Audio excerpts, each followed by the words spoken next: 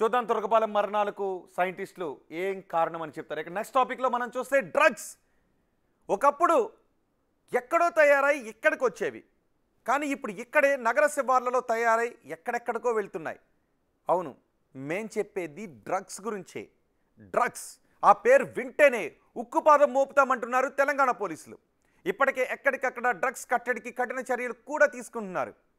కానీ వారి కళ్ళు గప్పి ఏకంగా నగర శివార్లలో ఏకంగా డ్రగ్స్ డెన్నే ఏర్పాటు చేశారు అక్రమార్కులు. అంతేకాదు ఈ విషయం కూడా మన పోలీసులు కాకుండా పక్క రాష్ట్రం మహారాష్ట్రకు చెందిన పోలీసులు వచ్చి చెప్తే కానీ తెలియలేదు. ఇది ఇంకో సాడ్ పార్ట్. ఏదైనా మహారాష్ట్రలో తీగలాగితే ఇప్పుడు హైదరాబాద్లో డొంక కదిలింది.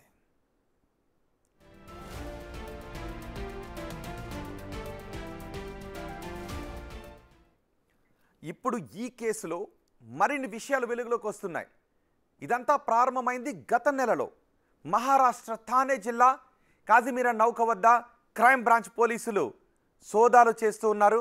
ఆ సమయంలో అనుమానాస్పదంగా తిరుగుతున్న ఫాతిమా మురాజ్ షేక్ అనే యువతిని అదుపులోకి తీసుకున్నారు. ఆమె దగ్గర 105 గ్రాముల మెఫిడ్రిన్ డ్రగ్స్ను స్వాధీనం చేసుకున్నారు. దీని విలువ ఎంతో తెలుసా? 23 లక్షల రూపాయలు. సరే, ఈ విషయాన్ని పక్కన పెట్టండి. అసలు ఆమెకు ఈ డ్రగ్ ఎక్కడి నుంచి వచ్చింది అనే ప్రశ్నలు వచ్చాయి. విచారణలో తేలింది ఏంటి అంటే, ఆమె విచారణలో ఏం చెప్పింది అంటే ఖాదర్ బాద్షా అనే పేరు బయటకు వచ్చింది. ఇంకేముంది, ఆ బాద్షాను పట్టుకుంటే హైదరాబాద్లో ఉన్న డొంక మొత్తం కదిలింది. ఫైజల్, ముస్తాఫా అనే పేర్లు బయటకు వచ్చాయి. వారిద్దరూ హైదరాబాద్కు వచ్చినట్టుగా గుర్తించారు స్పెషల్ ఆపరేషన్ పోలీసులు.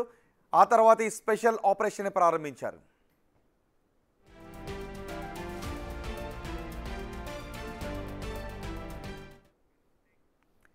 హైదరాబాద్లో మెఫిడ్రిన్ డ్రగ్స్ విక్రయించడానికి ఫైజల్ మధ్యవర్తిగా ఉన్నట్టుగా గుర్తించారు పోలీసులు.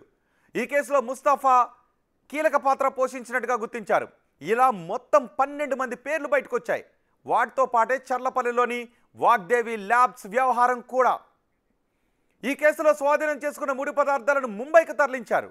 మహారాష్ట్ర పోలీసులు 32,000 లీటర్ల రసాయనాలు, 950 కిలోల డ్రగ్ పౌడర్ను లారీల ద్వారా ముంబైకి తరలించారు.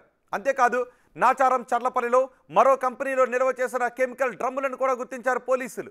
మరోవైపు డ్రగ్స్ డీలర్లు ఓలేటి శ్రీనివాస్ సహా మరికొందరి కస్టడీ కోసం పిటిషన్ వేశారు పోలీసులు.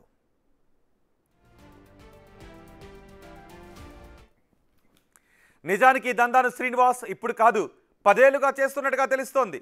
ప్రతిసారి కనీసం 5 కిలోల చొప్పున మెఫిడ్రోన్ డ్రగ్ను విక్రయించేవాడని, ఒక్కో కిలో 50 లక్షల రూపాయల చొప్పున ఏజెంట్లకు అమ్మేవాడని గుర్తించారు. మహారాష్ట్ర, తెలంగాణ, ఆంధ్రప్రదేశ్ రాష్ట్రాల్లో ఈ డ్రగ్స్ రాకెట్ను నడిపినట్టుగా గుర్తించారు పోలీసులు.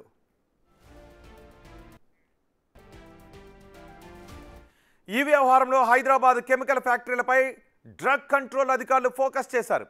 కెమికల్ ఫ్యాక్టరీల వివరాలపై ఆరా తీస్తున్నారు. అనుమతులు లేని కంపెనీలపై ముందస్తుగా ఫోకస్ చేశారు. ఆర్ఓసీలో రిజిస్టర్ చేయించుకొని కంపెనీలు ఎన్నున్నాయనే కోణంలో పోలీసులు దర్యాప్తు చేపట్టారు.